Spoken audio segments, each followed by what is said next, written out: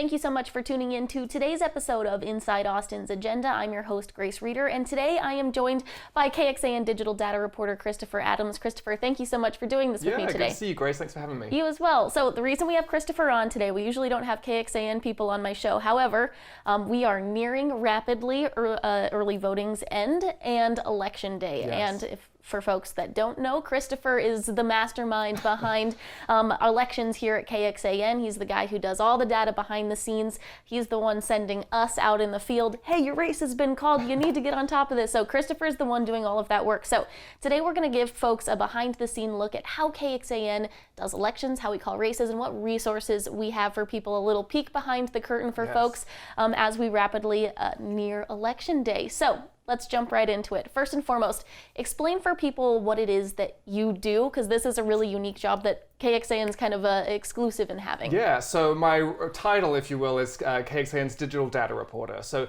usually I am doing all sorts of data-related stories. I run the KXAN Data Hub, which is basically a collection of data-driven stories. It's a lot of maps and charts that I make, adding extra context to stories that we're covering. By the way, you can find that at kxan.com/datahub.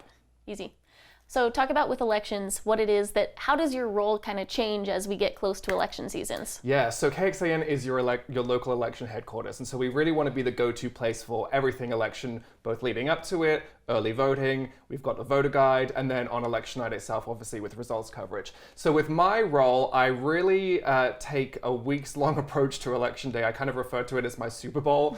There's a lot of prep work that goes into it, so we're able to make projections on election night. So what that means typically is I'm making several different spreadsheets that we can input early voting totals as they come in, and then update those on election night as we start to get the results. And we use those, lots of formulas and math going on behind the scenes to be able to make projections. Without giving people too many formulas, kind of talk about what that looks like, because we always send out, we're projecting this race, and people see the final result of what you do, but not the behind the scenes. So what does it look like? Yeah, so like I said, it's weeks of prep work that goes into it. I started this probably about a month and a half ago, where we're basically just going through every county in our viewing area, making a master list of all the races that we're going to be projecting on election night. This time around we have 107 races. Wow. So there's still a lot, even though there's not, the presidential race or a governor's race to really draw people to the polls. There's still a lot of local races that are happening behind the scenes.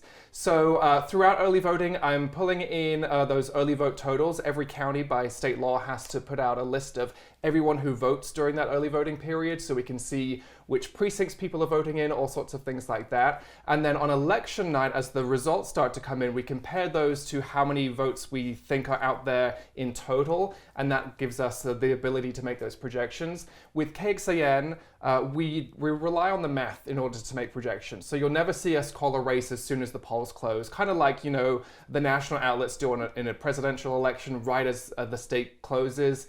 They might be able to project a specific state. We don't do that. We wait on the math, and we wait for the point in time where it's no longer mathematically possible for the candidate in second place to catch up to the candidate in first place. So because of that, you might see our projections maybe a little bit later than, right as polls close, but we don't want to be wrong, obviously. We wait for the math to be mathematically impossible. This is something that we saw, especially during the mayor's race last year. Yeah. You and I talked a lot about this because we saw even other local outlets calling that race, and we waited and waited and waited because the gap there was, I think it was 12 votes. We Something had ridiculous. Yeah, it was not a lot. That wasn't election night, it was election weeks. It dragged on and on and on. We did that story double shifts for several weeks after that, but that's a good example of why it's so important that we make sure that the math adds up before we call that race, and in that case that ended up being really important, a good example of why that's the way that it is.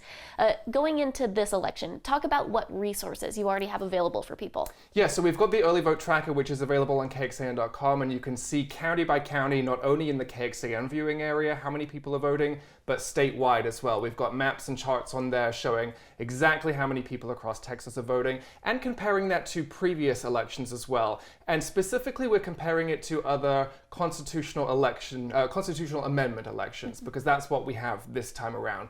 In Texas, it's typically every 2 years we have a constitutional amendment election, and turnout in that kind of election is usually very low, especially compared to, a presidential race, for example. We had turnout of more than 60% in 2024. Right now, we've had 10 days of early voting. Turnout statewide is at 4.9%. So a much different story than what we saw. Right. But that's typical for constitutional amendment elections. Last year, 2 years ago, the last time we had one of these, final turnout was about 14%, which was actually the highest since 2005. Typically, it's only about 10% or so of people who actually bother to vote in these elections, but they are still very important. We are amending the state constitution. And there's a lot, that's obviously on the ballot for everyone in Texas, but there's also some important local races as well, some city council races, mayoral races, school boards, things like that really do affect people's day-to-day lives. It's important to get out there and vote. We'd love to see turnout increase as much as we can. You mentioned your voter guide. If people don't know what they're going to see on their ballot, you have that all laid out in one spot for people. No matter, you don't have to live in the city of Austin for that to apply to you. Everyone in our viewing area can go to that, look at where they live, and see exactly what's going to impact them. So I encourage people to do that. What else is on your voter guide? Yeah, so like you said, it's not just Austin. We cover 15 counties across Central Texas, everything from the Hill Country, Mason County, Llano County, out to Fayette and Lee counties in the east. So no matter where you are across the viewing area, we've got you covered. It's important information about what is specifically going to be on your ballot. And also other things like what are you allowed to bring to the polling location and what are you not allowed to bring. Obviously, Texas is a voter ID, a photo ID state, so you need to bring, a driver's license, a passport, something similar to prove who you are when you get to the polls. But just as important is what you're not allowed to bring. You're technically not allowed to have your phone inside the voting location. So I know some people will kind of write down their plan of what they're going to vote for. It's better to do that on a piece of paper than on your phone because you're not allowed your phone out, and obviously no recording equipment. We're in the news business. We have to stay a certain distance away from the polling location. We're not allowed to go in and get video of people voting. Similar thing, you can't just bring your phone and start videoing once you get in there.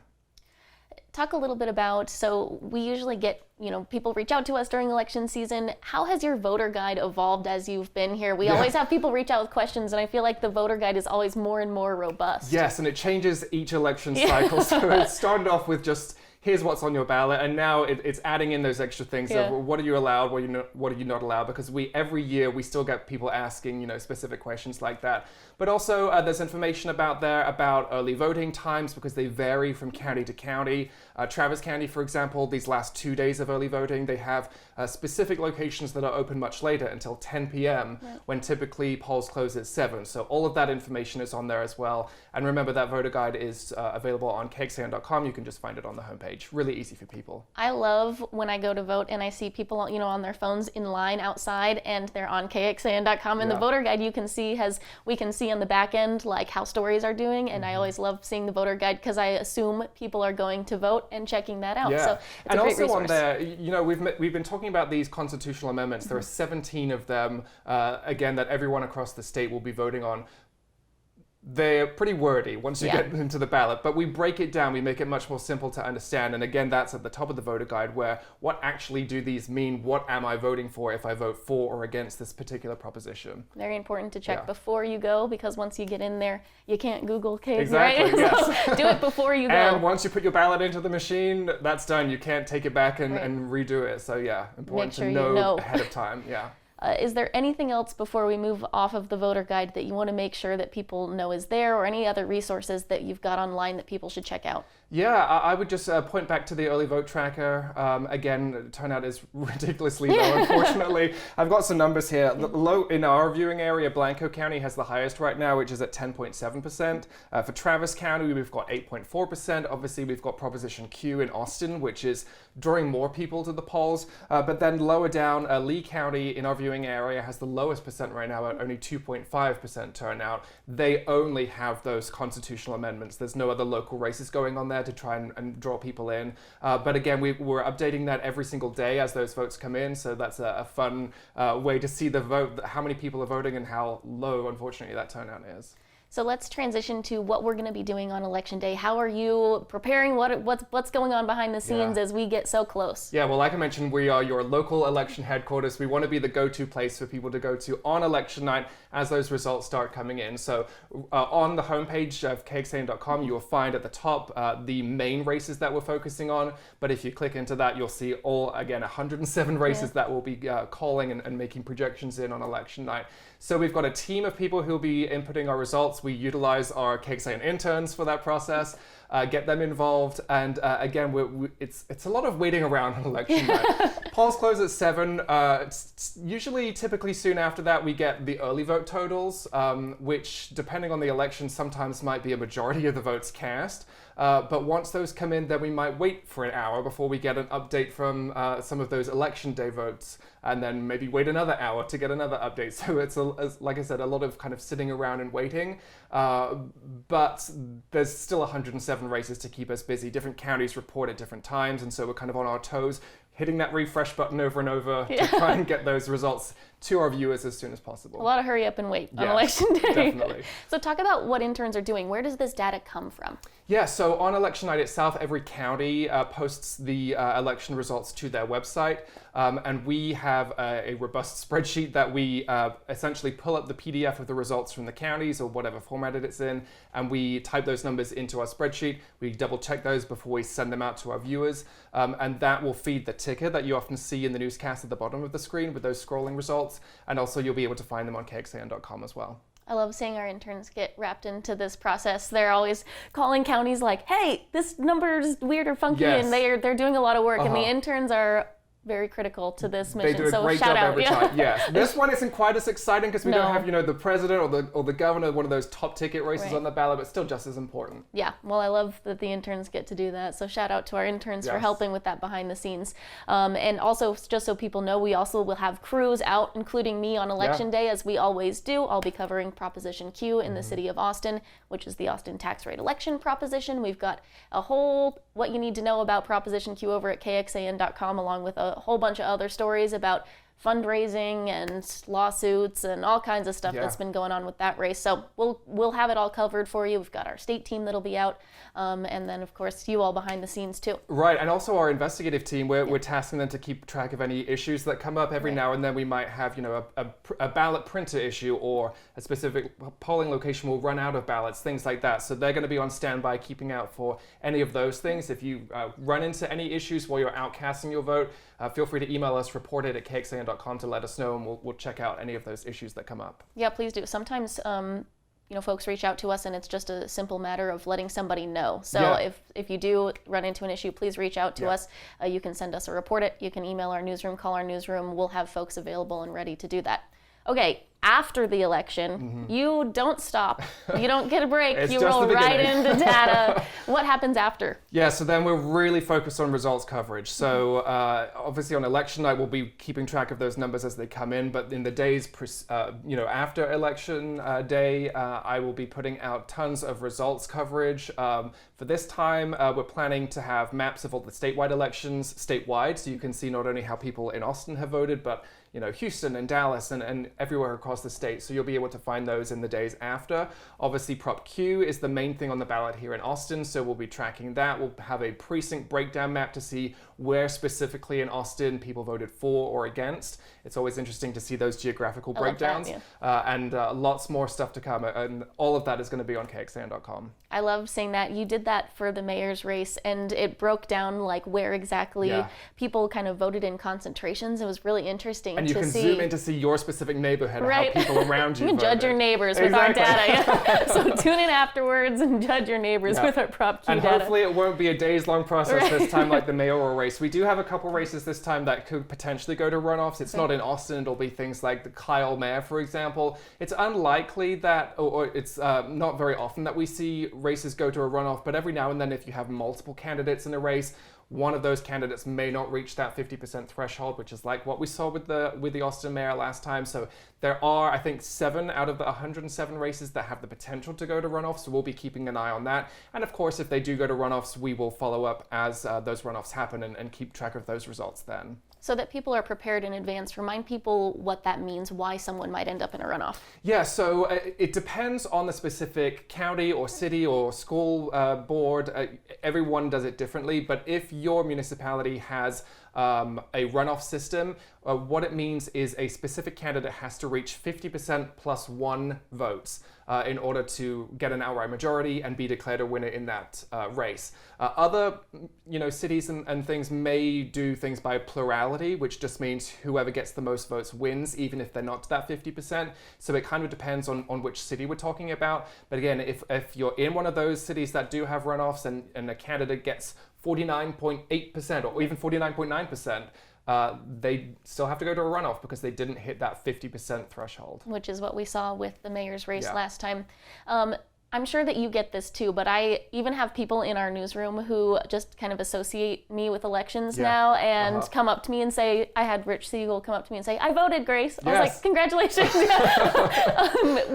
sure that you also have a lot of folks come to you with their election questions and things that they want to know. Are you hearing anything, any themes right now, any questions that you're getting asked, anything to address?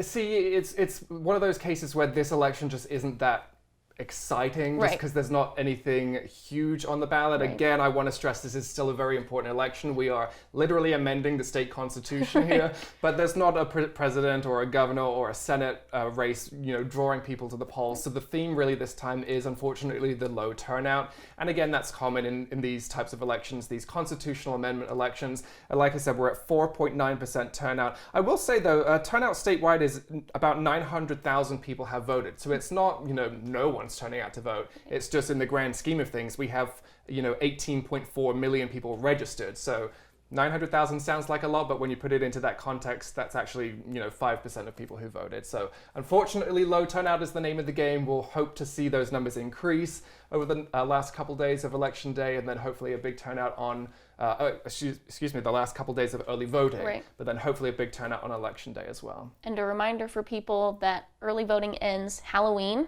Yes, so do it spooky. Today because you want to do other things on Halloween. Exactly. You want to get out, you want to trick or treat with the kids. Yeah. And who knows, costumes could present issues at the polls, depending on what you're dressing up as. Political signage. You can't have anything that endorses a particular candidate or anything like that. So don't dress up as Donald Trump and go to the polls, for example. A couple things to be mindful, with those costumes. And a reminder that those are on the KXAN voter guide. Yep. So go look at it now. We had, they changed some of the rules around that recently. So during the presidential election, we had a lot of people reach out to us, and one of the funnier questions we got was that someone was wearing like a Vote for Pedro shirt. Yeah. And that counts now as you are not allowed to wear that. So if you're dressing up tomorrow for Halloween and you have a theme like that, so today's the day. Today's the day. Yeah, Thursday. Or of course election day as well, which is Tuesday, November 4th. Polls will be open from 7 to 7 on election day itself. But again, we've got in Travis County anyway, those late polling locations. There's 7 of them tonight and tomorrow. So get out there. Those polling locations are open until 10 p.m. So take advantage of that because, I was going to say turnout on election day is usually pretty high. So there's long lines. Right. This time we'll see if that's the case. But it's best to go early if you can to avoid those long crowds if there are crowds on election day. And in Travis County, a reminder for folks that you don't need to vote next to your house. You can vote county-wide. Yeah. So in most of our do it counties, next to work, and you can go wherever. I had someone at KXAN ask me that yesterday. So a reminder for folks, you can go vote wherever you want in Travis County. Anywhere in the county as long as you're registered in that county. Right. Anything else you think people should know or want to say? A couple things just about the City of Austin Prop Q race. Remember, there are little portions of Austin that bleed over into Williamson and even Hayes counties as well. So it's not just people in Travis County that will be voting on that race. You might think, I'm in Williamson County. This has nothing to do with me. But you can go on the KXAN Voter Guide and find a link to your sample ballot, and that will show you exactly what is on your specific race. On your specific ballot, because you might think that you're in a certain jurisdiction and actually you're not, or the other way around. So again, we stress be educated as you're going to the polls. Find out what you need to know before time, so you're not kind of surprised with different races on your ballot. And that's a good reminder for after the fact too, because that plays a factor always when we are calling the City of Austin races, that sometimes people forget that Travis County might send a big load of votes, but sometimes when it's really close, we have to wait on those Williamson County and Hayes County votes as well. again, saw that Great in the mayor's race. example, That was fun. Yeah. Awesome. Well, Christopher, thank you so much for doing this. This is one of my favorite shows that I get to do every year because I love getting a little glimpse behind the scenes. Nerdy in the election Exactly. Hopefully we don't need to get as nerdy as we did last year because, man, it got nitty gritty. But thank you again for doing this. I appreciate it. Grace, happy to be here. And thank you all for watching Inside Austin's Agenda. A reminder that this airs every other Thursday, KXAN Plus, KXAN.com. Thanks for watching.